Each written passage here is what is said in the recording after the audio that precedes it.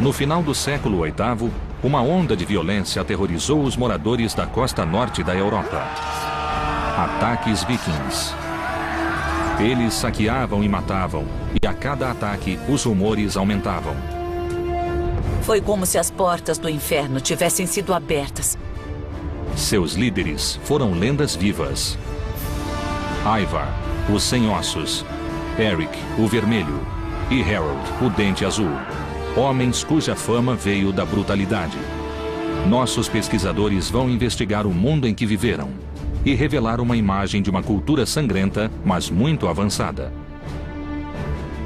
Eles vão reconstruir a fortaleza de Harold, o Dente Azul, o primeiro rei dos vikings. Encontrarão sinais ocultos de uma cidade guerreira sob ruas modernas. E vão examinar a tecnologia que deu uma enorme vantagem aos vikings. Com esses barcos, os vikings puderam retraçar o mapa da Europa. Barcos como esses levaram exploradores vikings como Eric o Vermelho e Leif Erikson aonde ninguém ainda fora.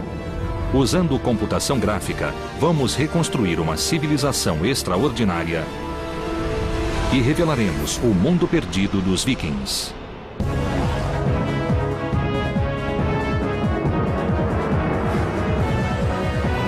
Mundos Perdidos, os Vikings. Assassinos, bandidos, bárbaros, pagãos. Embora a cultura viking tenha morrido há mais de 1000 anos, sua reputação permanece. Os pesquisadores Jonathan Foyle e Helena Hemmerle querem descobrir a verdade sobre esses guerreiros e seu mundo. Helena Hemmerle é uma arqueóloga de Oxford e estuda culturas europeias antigas. Um dos mistérios genuínos sobre esse período é o motivo de os vikings surgirem. O que os levou a atacar e também a colonizar da forma que fizeram. Jonathan Foyle é um historiador de arquitetura que estuda construções para entender as culturas que as erigiram. Parte da experiência viking é viver com materiais brutos, a terra e o fogo, o vento e a água. Eles viviam em integração com os elementos. Os historiadores sabem a data de início da campanha viking de terror, 793 d.C. Tudo começou com um ato de sacrilégio.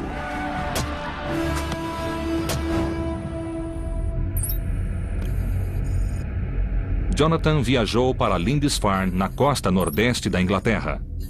Havia um monastério aqui. Na época, era um dos santuários mais sagrados da cristandade. Nós herdamos uma imagem dos vikings como sendo piratas sedentos de sangue, e essa reputação surgiu aqui, em Lindisfarne. As notícias do ataque viking espalharam-se depressa pela Europa. Richard Warren explica. Este foi o primeiro ataque a um centro muito importante. Este foi o lugar em que um ataque aconteceu pela primeira vez. E psicologicamente foi o ataque que levou as pessoas a acreditarem que o apocalipse chegara. O ataque foi uma surpresa. Ninguém sabia dos vikings até os barcos surgirem no horizonte. Os monges do monastério não podiam acreditar que alguém pensaria em atacar seu santuário. Mas, como Jonathan descobriu, os vikings sabiam exatamente o que faziam. O que havia aqui para os vikings? Saque. Objetos valiosos, pequenos objetos de metal e coisas assim. Mas eles também queriam escravos, que eram uma cara mercadoria. O mosteiro era famoso pelas relíquias e tesouros. Sua única proteção era a fé. Acreditavam que ninguém ousaria violar o solo sagrado. Eles não tinham defesas, era um mosteiro. Mas eles deviam ter uma muralha ou coisa assim ao redor do mosteiro. Algo como isso aqui. Tinham, sim, um muro que circundava todo o lugar. Ele separava o espaço sagrado interior do mundo externo. Mas era, de fato, apenas uma linha de demarcação. Subindo até o ponto mais alto da ilha, Jonathan e Richard criaram uma imagem da comunidade que os vikings destruíram. O que os vikings viram por aqui há mais de 1000 anos? Certamente nada como isto.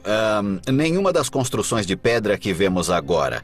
Não havia nada parecido, nada disso existia. Era uma comunidade monástica. Mas onde vemos a igreja paroquial ali e a igreja do priorado aqui, era o local do mosteiro saqueado pelos vikings. Em vez de construções de pedra, pense em madeira. As estruturas simples de madeira de Lindisfarne eram assim em 793. Essas construções modestas continham, no entanto, um tesouro de riquezas e eram um alvo perfeito para os vikings pagãos. Este lugar era muito mal defendido, feito de material inflamável, e não seria difícil para os vikings chegarem em alguns barcos e destruírem todo o mosteiro. De modo algum. Não havia nada aqui que resistisse a eles, e se quisessem destruir, podiam apagar esse lugar da face da terra.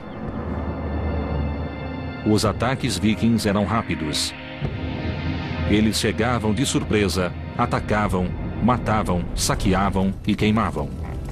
Lindisfarne ficou em chamas, criando um padrão para os ataques vikings.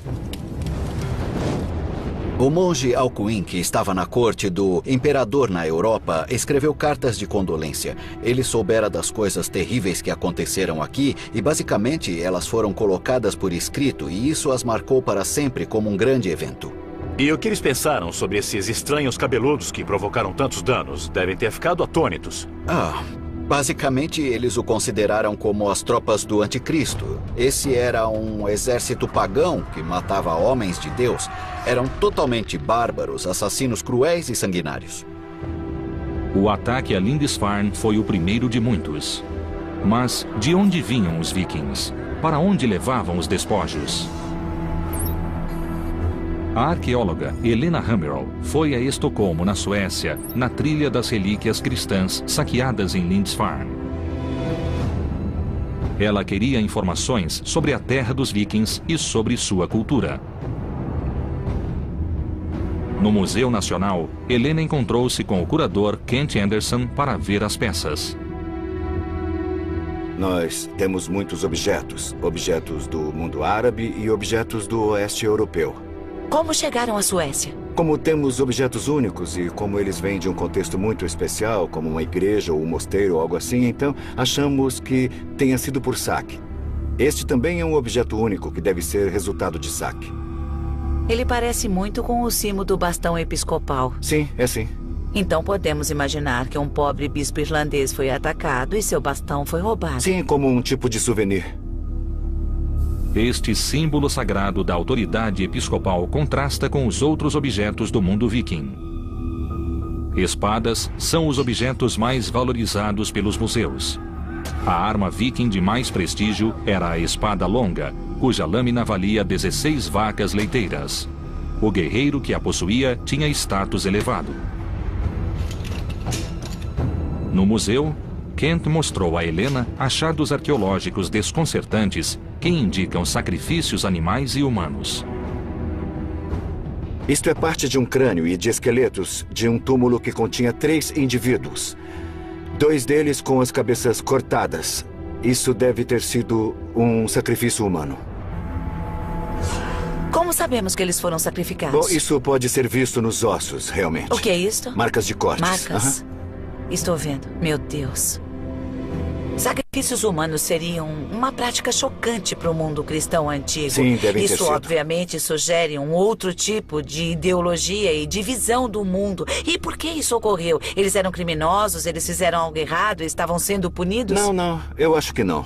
Essa era a melhor oferenda que se fazia aos deuses. Então, se quisesse oferecer mais que um cavalo ou vaca, iria sacrificar talvez um escravo ou... exato. Meu Deus. Sacrifícios humanos eram parte do funeral de um grande guerreiro ou líder. Os objetos encontrados em locais fúnebres trouxeram muitas informações sobre a cultura viking e nos ajudaram a completar a imagem do mundo viking. Nossos pesquisadores estiveram em Lindisfarne, onde surgiu a fama dos vikings como assassinos sanguinários. Viram objetos saqueados dos santuários cristãos europeus. Jonathan Foyle foi ao extremo norte da Dinamarca para revelar os segredos de um cemitério viking. Ele foi ao sítio de Lindon Oe. No final do século XIX, arqueólogos cavaram 4 metros de areia e acharam túmulos muito bem preservados. O especialista local, Lars Christian Norba, foi o guia. Lars, este é um sítio impressionante, não é? Fica no alto de uma colina, e então é o lugar perfeito para ser enterrado. As pessoas aqui eram de uma aldeia comum. O local foi preservado pelas dunas de areia, que chegavam a 4 metros de altura aqui. Então, o dobro da minha altura. É. De areia. É, cobrindo tudo. O mais intrigante neste sítio é o estranho padrão em que as pedras foram colocadas. Círculos, triângulos e formato de navios. Essas pedras parecem um amontoado à primeira vista. É como se fosse Stonehenge, mas elas têm uma ordem, não tem? O triângulo é um homem, as formas redondas são mulheres e os barcos também são homens. E é claro que sabemos isso pelos artefatos que estavam com eles nos túmulos. Aqui tem a forma de um barco. É. Essa aqui é muito grande, não é? Se eu estivesse enterrado aqui, acho que não iria ocupar tanto espaço. Não, você seria cremado e ocuparia menos espaço do que agora. A pira funeral viking era uma plataforma de madeira sobre 4 postes com o cadáver no alto. Embaixo dela eram colocados galhos sobre suportes de madeira. A estrutura queimava com um calor intenso. Depois da cremação, os restos calcinados e as oferendas aos deuses eram enterrados e circundados com pedras. Em Estocolmo, Helena examinou algumas oferendas achadas em túmulos vikings. Uma delas é inesperada. O que mais temos aqui? Bom, nós temos alguns broches e também temos o Buda. Um Buda? Eu não esperaria encontrar um Buda na Suécia. O que ele faz aqui? Este é um achado muito raro. Foi produzido no norte da Índia e deve ter sido vendido. Os túmulos vikings têm itens de locais tão distantes quanto a América do Norte e a Índia. Como não há evidências históricas de ataques vikings a esses locais, os objetos devem ter chegado à Escandinávia por comércio. Parece que a rede de comércio viking cruzava o mundo. E isso sugere que eram mais sofisticados do que se supõe. Para saber mais, Helena Hemmerl foi até a ilha de Björkö, onde existiu Birka, uma cidade viking. 1.200 anos atrás, ela era um importante porto na costa do Báltico. Helena encontrou Björn Ambrosiani, diretor do projeto Birka e um dos maiores estudiosos dos vikings. Esta área tem clima úmido e as estruturas de madeira da cidade apodreceram há tempos, mas cobriam uma área equivalente a 30 campos de futebol. Usando as evidências arqueológicas, Björn reconstruiu uma delas. Então, esta é a área de armazenagem, ou área de trabalho, e aqui dentro temos o espaço de moradia com uma fornalha no chão e depois os bancos em que as pessoas dormiam, trabalhavam e viviam por meses a cada ano durante o inverno. E quantas pessoas viviam aqui? De 6 a 8 indivíduos. Embora de aparência simples, essas casas eram revestidas com peles, lãs e tecidos, tornando possível a seus ocupantes suportar temperaturas abaixo de 0. Os artefatos encontrados em Birka mostram um lado oculto dos vikings, sua habilidade como artesãos. Que tipo de evidências vocês têm do trabalho com bronze? Que tipo de materiais acharam? Temos cerca de 25.000 peças como esta. Certo, temos uma peça de cerâmica queimada com alguns desenhos. Isso parece ter sido usado para fazer um belo broche de bronze ou um par de broches que uma mulher usaria em suas roupas do dia a dia. O número de moldes e de objetos de bronze encontrados em Birka sugere que as joias não eram feitas só para uso local, mas também para comércio. As rotas comerciais de Birka chegavam à Rússia e a toda a Europa. Alcançavam o Oriente Médio, Índia e China. Birka era um centro internacional. O sucesso de Birka trouxe problemas, e é claro que eles precisavam de defesas. Estes são grandes montes de terra com um espaço no meio. O que é isso que vemos? São os muros da cidade, e este é um dos portões. E em cima disto havia uma paliçada de madeira e existem traços dela. E isso fazia parte das defesas da cidade.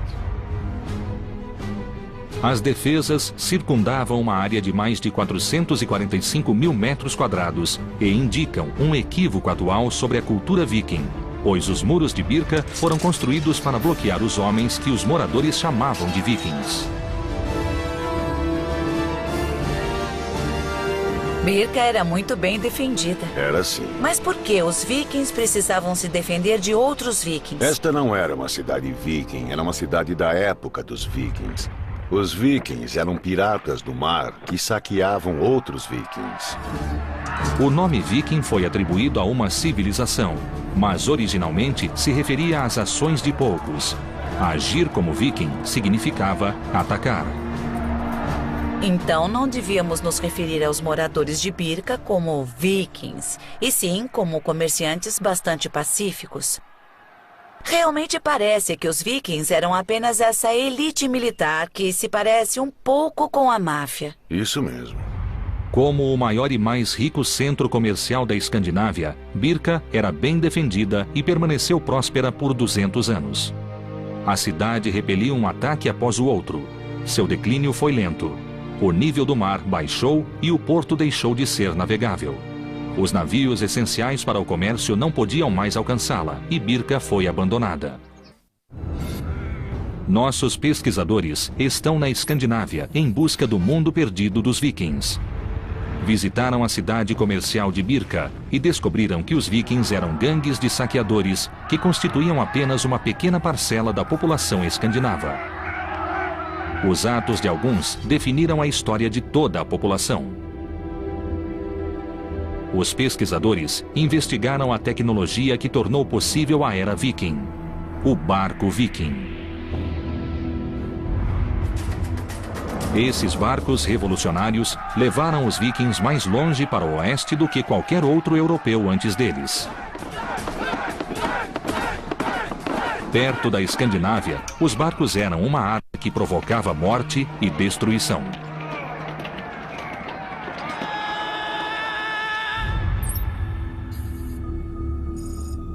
Jonathan Foyle visitou o Museu de Barcos Vikings em Oslo, na Noruega. Ele queria ver o barco Oseberg, encontrado em um sepulcro em 1903. Tem 1.100 anos e está 90% intacto. É crucial para os arqueólogos por ser o mais antigo barco viking com um mastro. Ao acrescentar um mastro e uma vela aos barcos a remo, os vikings aumentaram sua velocidade média para mais de 10 milhas náuticas por hora e também tornaram possíveis as longas viagens por mar. Para saber como o mastro era construído, Jonathan conversou com Bjort Orseth na oficina do museu. Bjort é um dos maiores especialistas no trabalho viking em madeira. Ele estuda a tecnologia do mastro e a razão de ser tão revolucionário. Isso aí é parte da estrutura que está ali? Sim, temos aqui o Masterfisk. Masterfisk? Sim. É como os marinheiros chamam o mastro. Isso. E esse é o modelo de 1? Sim, esse é um modelo em escala 1:4. Então isso aqui vai no topo? Sim. E depois nós colocamos isto como trava. Incrível, você encaixa isso aqui e isso não se move mais. Não. O peixe do mastro, assim chamado por ter forma de peixe, mantinha o mastro no lugar. Ele ajudava a distribuir o impulso do vento igualmente por todo o barco, o que evitava que o mastro quebrasse com ventos fortes. O mastro era removível, o que permitia que os barcos vikings passassem sob obstáculos que bloqueariam barcos com mastros fixos. Era preciso ser muito hábil para pilotar esses barcos. Ao lado do barco Oseberg, encontramos Knut Pasch, especialista em barcos vikings. Onde ficaria o nível da água aqui, no lado do barco? Dá para ver, é onde forma 90 graus, este ângulo aqui. Nesta área aqui. Isso. Então, se inclinasse mais de 9 graus, de fato afundaria imediatamente. Então existe um ajuste de equilíbrio muito delicado nesse barco. Depois de 1.100 anos, ainda se nota a habilidade dos construtores. Está extremamente bem preservado, como se pode ver. E esse ferro não enferruja. Então esses são mesmo os rebites originais? Sim, são sim. Os rebites são feitos de ferro encontrado em pântanos e que não enferruja. Mas o material mais importante era a madeira do casco do barco. É feito de carvalho, 100% carvalho. Quantas árvores seriam necessárias para um barco como este? 80 seria um bom palpite. 80 árvores. Esse é um grande investimento, então. Sim, eles certamente eram caros. Quantos barcos havia numa frota? Temos registros escritos que falam em cerca de 50 e até 100 barcos ao mesmo tempo. Então, 80 árvores vezes 100. Aham. Estamos falando de 8.000 árvores. Isso é um grande desmatamento. É. Por usarem carvalhos que demoram 150 anos para crescer, os barcos vikings mudaram a paisagem local e a navegação para sempre. Há uma essência dos vikings nesses barcos. É onde imaginamos que os vikings estivessem em alto mar. Mas, ao ficar face a face com um barco viking de 1000 anos, sentimos um respeito real por sua engenhosidade, por sua destreza e pura determinação. A habilidade e a determinação dos vikings é aparente no Museu Roskilde, na Dinamarca. Helena veio investigar como o projeto revolucionário dos barcos mudou o mundo viking. Ela esteve com Turi Müller, que constrói barcos com técnicas e tecnologias vikings. As ferramentas que está usando são similares às que eles usavam na era viking? Tentamos fazer o mais igual possível. Podemos ver pelas partes escavadas. Algumas vezes não conseguimos achar todas as ferramentas que vemos nas marcas no barco. Que sistemas de medida usavam? Sabemos o que usavam na era viking? Para fazer isso? Não sabemos. Existem muitas teorias, mas na construção de barcos tradicionais, a gente faz isso pondo ao lado. Sim, então usavam padrões. Sim. Quanto tempo se leva para construir um barco como este em que você está trabalhando? Levou 4 anos e meio com o trabalho de 5 homens. Mas eu acredito que eles provavelmente preferiam construir com muito mais gente que isso, sabe? Uma equipe maior, é. Sim. Cada barco exigia muitos homens e recursos. Dentro do museu, existem vários barcos vikings descobertos no fiord nos anos 60. Eles nos mostram mais detalhes do projeto viking. Com Anton Engler, curador do museu, Helena examinou vários barcos vikings. Este foi o auge da construção de barcos vikings. Décadas de experiências produziram uma forma quase perfeita.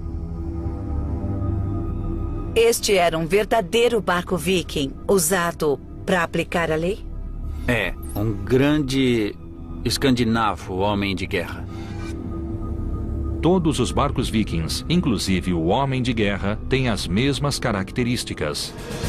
Primeiro, a quilha e as vigas mestras eram presas da proa à popa. Vigas de sustentação apoiavam uma plataforma na qual ficava o peixe do mastro.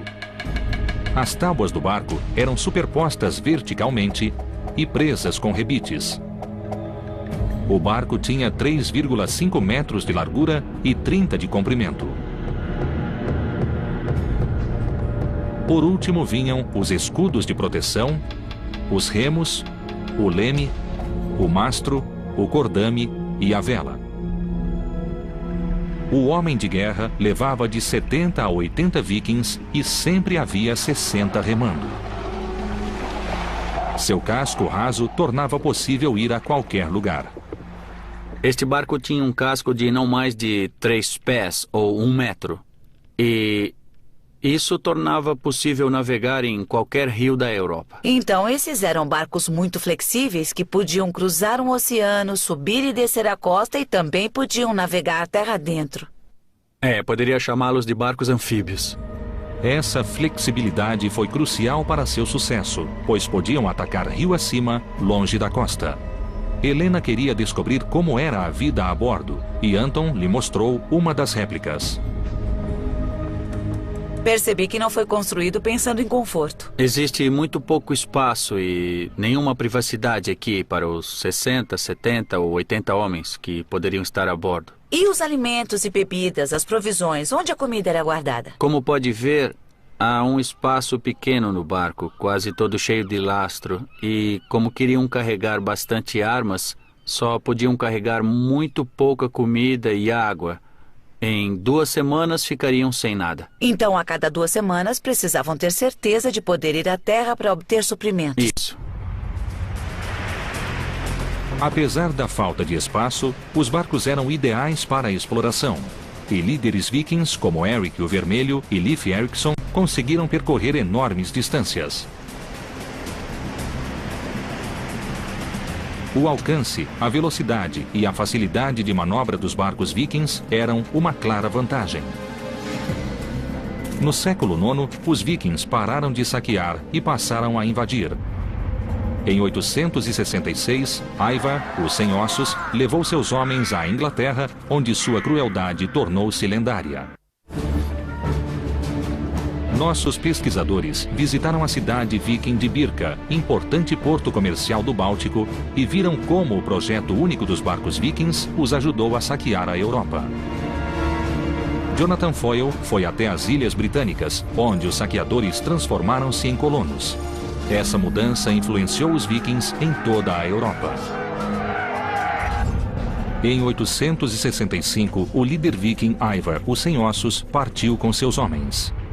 Seu alvo era a cidade de York, capital da Nortúmbria, no nordeste da Inglaterra.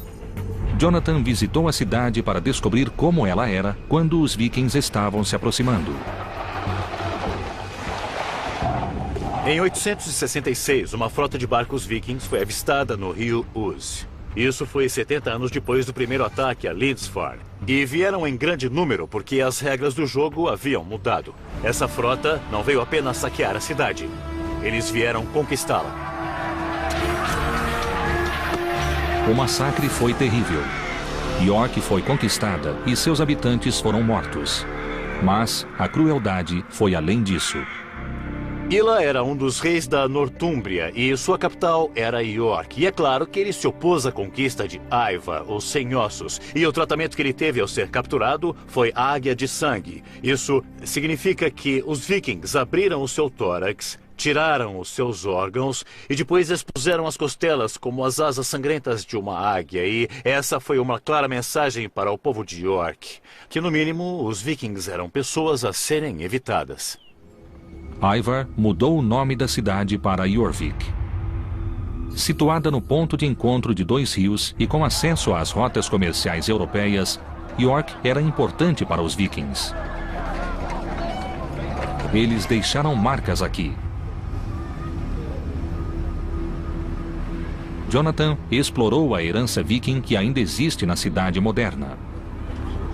A York moderna ainda tem nomes de ruas dados pelos vikings 1000 anos atrás. Nós temos a Ness Gate, a rua para um trecho que relembra a geografia que eles conheciam na época. Nós temos a Micklegate, a grande rua. Essa foi sua experiência do tamanho das ruas que eles criaram. E temos também a Coppergate, um lugar onde faziam xícaras. Então, desde a geografia até o lugar em que viveram e seu trabalho, a York viking ainda existe aqui hoje. Embaixo da moderna rua Coppergate, os arqueólogos fizeram uma descoberta extraordinária. Bem preservados no solo pantanoso, eles encontraram sinais de 8 casas vikings do século X. Jonathan foi ao centro Jorvik, construído ao redor das ruínas. Aqui, o arqueólogo Richard Hall explicou a importância do lugar. Então, Richard, de repente vocês descobriram 8 casas vikings? Foi empolgante e muito importante encontrá-las tão bem conservadas. Ninguém vira algo assim antes. Os arqueólogos costumavam achar esqueletos de casas, mas aqui elas estão em 3 dimensões. Em alguns pontos tem 1,80 m de altura. São as casas vikings de madeira mais bem conservadas. As madeiras conservadas no solo indicam como a estrutura foi construída. Primeiro era cavado um porão com 2 metros de profundidade e revestido com pranchas de carvalho. Depois, grandes pilares de carvalho eram fincados no chão a intervalos regulares. Eles sustentavam as grandes vigas que eram a primeira parte da estrutura. Richard, eu não estou vendo juntas nem cavilhas. Como é que isso fica firme? A pressão mantinha esta construção firme, sem pregos nem cavilhas. Só a pressão de uma tábua sobre a outra. Sem nenhum acessório de metal. Isso mesmo. Às vezes vemos marcas de ferramentas, vemos buracos de cupins em alguns pilares. E se for até o alto, bem lá em cima, dá para ver que há um buraco bem no meio do pilar. Achamos que então havia um pilar correspondente do outro lado e que havia uma viga horizontal mantendo os dois separados e sustentando o piso acima. Esta é uma forma de construção bem conhecida, é muito firme e muito simples. Este nível subterrâneo era engenhoso. Usava poucos materiais de construção e fortalecia a estrutura. Acima do solo, pilares de madeira eram encaixados nas vigas e, por fim, vinha o telhado de palha e as paredes feitas com pranchas. A partir das ruínas das casas, podemos revelar como era Coppergate durante o período viking. As casas eram bem alinhadas na rua e nos porões havia oficinas que produziam mercadorias para esse próspero centro comercial. O solo pantanoso incomum de Coppergate também revelou milhares de objetos que proporcionam um vislumbre do mundo viking. Richard, quais são os itens principais? Bem, estes são representativos de algumas das coisas mais completas que nós encontramos. Isto, por exemplo, é um sapato da época viking. É muito bem feito. E pode-se ver aqui, bom, eu estou olhando para o desgaste ou as marcas feitas pelos dedos de alguém, não é? Pode ver que calos ele tinha e com quais Joanete sofria. E isto parece ser o cabo de uma bengala. Bem, quando você come, isto é o que sai pelo outro lado. Os arqueólogos guardam coisas estranhas. Mas isto tem muita informação, diz o que eles comiam e aprendemos sobre a dieta viking. Achamos tigelas de madeira como esta e Coppergate era a rua dos fabricantes. Era aqui que colocavam a comida. Eles gostavam de escolher a melhor madeira para essa finalidade. Eles eram mestres com a madeira, não eram? Isso é chifre de veado, o plástico da era viking. Eles não desperdiçavam nada. Não, eles se asseguravam de usar as matérias-primas do melhor modo possível e extrair o máximo do que tinham. Jonathan esteve na Escandinávia para entender o mundo perdido dos vikings. Mas aqui em York, ele encontrou um de seus habitantes. Richard, eu estou finalmente face a face com um viking. Face a face com um habitante de Jorvik 1000 anos atrás. Alguém que teve um triste fim. Se olhar cuidadosamente para o esqueleto, verá que tem diversas marcas causadas por ferimentos de lâminas. Então, achamos que ele morreu em uma batalha. York era importante e foi cobiçada por vários governantes. O povo de York estava acostumado a lutar para defender a independência. Muitos esqueletos foram encontrados em York com sinais de ferimentos em batalhas, normalmente causados pela alabarda.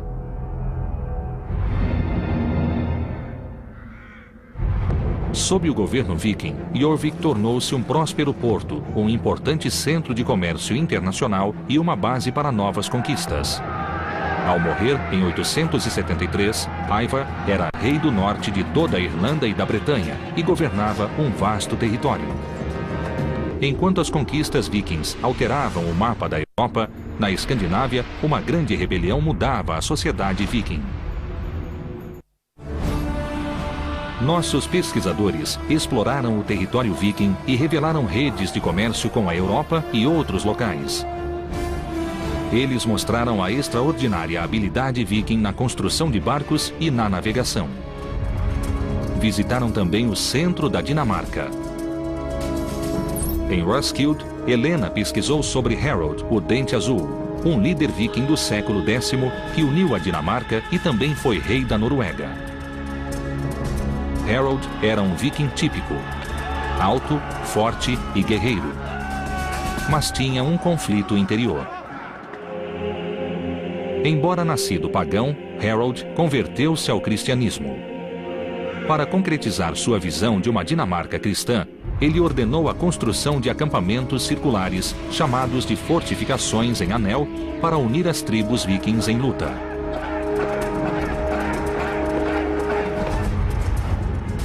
Quatro desses sítios, construídos com precisão geométrica, foram identificados pelos arqueólogos. Helena foi a Trelleborg para investigar como eram construídos. Ela se encontrou com Mads Sterne, especialista na construção das fortificações. A construção foi iniciada em 975. Tudo isso foi parte de uma grande mobilização militar na Dinamarca nessa época. Embora Harold não tenha escrito por que construiu as fortalezas, temos uma boa ideia do que deve tê-lo motivado. Ah, sim. Podemos ver por dentro? Sim, claro. Eles foram para uma das barreiras para ter uma visão melhor do sítio. Em cima da barreira de terra havia uma cerca de madeira. Sim, era assim. Essencialmente... E havia um caminho no alto da barreira. Também era fácil andar ao redor e cruzar os portões. E havia, é claro, pontes para que pudessem mover as forças muito depressa ao redor de toda a fortaleza quando acontecia uma batalha.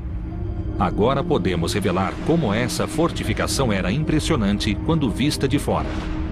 Rodeada por uma paliçada de carvalho com 7 metros de altura, ela era guardada por guerreiros de elite. Acreditamos que havia cerca de 400 a 500 guerreiros aqui.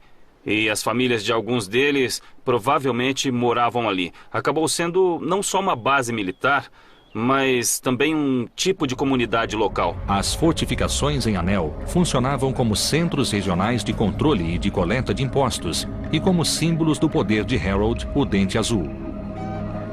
Devia haver fazendeiros que traziam provisões para os guerreiros. A ideia é que o rei e seus homens viajassem de uma fortaleza para outra e quando acabavam os víveres, eles seguiam para a próxima. Então o rei estava literalmente viajando pelo país e consumindo os impostos, praticamente comendo os impostos. Sim, é isso mesmo. A construção dessas fortalezas consumiu muitos recursos. A construção de Trelleborg exigiu o trabalho de centenas de homens durante 6 anos e usou mais de 9.000 carvalhos. Foi necessário muito trabalho, realmente. Devem ter sido uns 1.000 homens trabalhando aqui, pelo menos. O muro da fortaleza era um anel de terra com 135 metros de diâmetro, 17 metros de espessura e 7 metros de altura, rodeado por um fosso de 4 metros com estacas afiadas. Em cima disso, havia uma paliçada e um caminho. 4 portões permitiam a entrada ao centro do forte, criando um símbolo arquitetônico da cristandade, uma cruz gigantesca. Só havia uma pessoa que poderia ver isso e, na verdade, era Deus no céu. Em Furcate, outra fortificação em Anel, Jonathan Foyle investigou como era a vida nessas estruturas enormes. Estou em Furcate, um forte que é idêntico a Trelleborg. Nós temos a mesma barreira circular de terra com entradas ao norte, sul, leste e oeste. Parece que foi feita com um grande cortador de biscoitos sobre a paisagem. Jonathan investigou o que essas estruturas e os objetos encontrados nelas revelam sobre o mundo perdido de Harold, o Dente Azul. Jonathan foi acompanhado pela especialista Elsie Rosedal. Você deve ter descoberto com os objetos a dimensão humana. Como essas construções eram usadas e o que elas dizem a você? Essa uniformidade de planos sugere que o uso era puramente militar em todas elas, mas pela distribuição dos objetos encontrados você pode ver que mesmo que as casas tivessem todas o mesmo layout, tinham funções diferentes. Estas foram estruturas estranhas que surgiram em uma situação política muito específica. Elas foram construídas e não há nada igual em nenhum lugar. Já procuramos em todo o mundo. Com as descobertas em Furcate, os arqueólogos reconstruíram a aparência das construções que existiam aqui. Com 30 metros de comprimento por 8 de largura e sustentadas por mais de 50 estacas inclinadas, as construções eram o foco da vida. Ao reconstruir uma casa em Furcate, os arqueólogos viram que a construção exigia tanto esforço e conhecimento quanto a construção dos barcos vikings. Mas ainda existem dúvidas sobre seu projeto singular.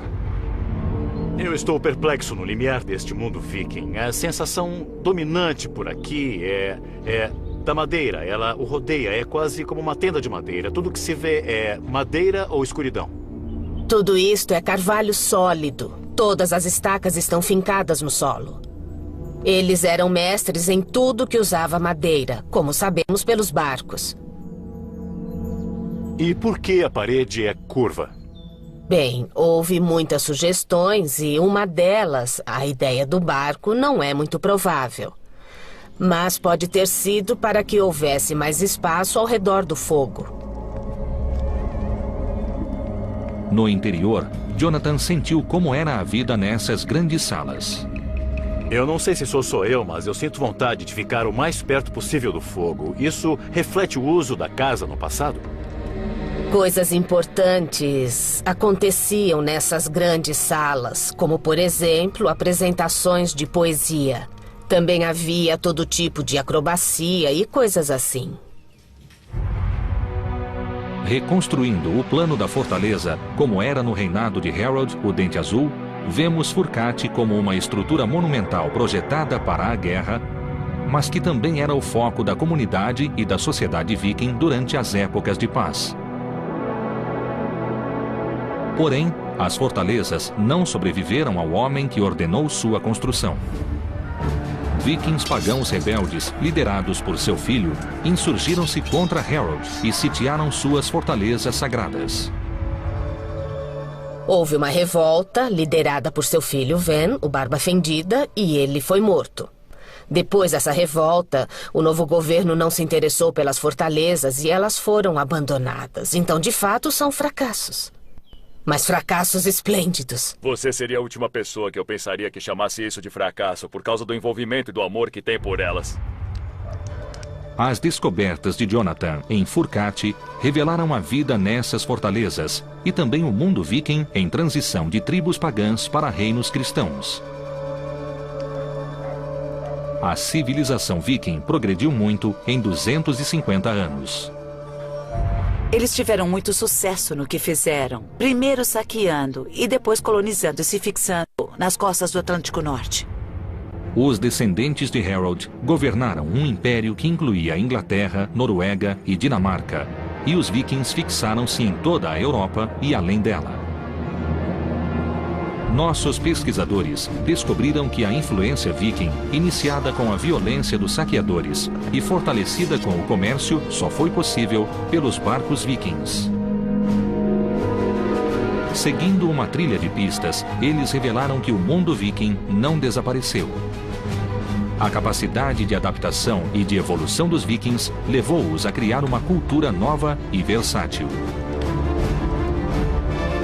Essa foi uma civilização mutável, movida por tecnologia revolucionária, governada pela riqueza e que, por quase 300 anos, manteve um império que ainda é visível em muitas cidades. Este era o mundo perdido dos vikings.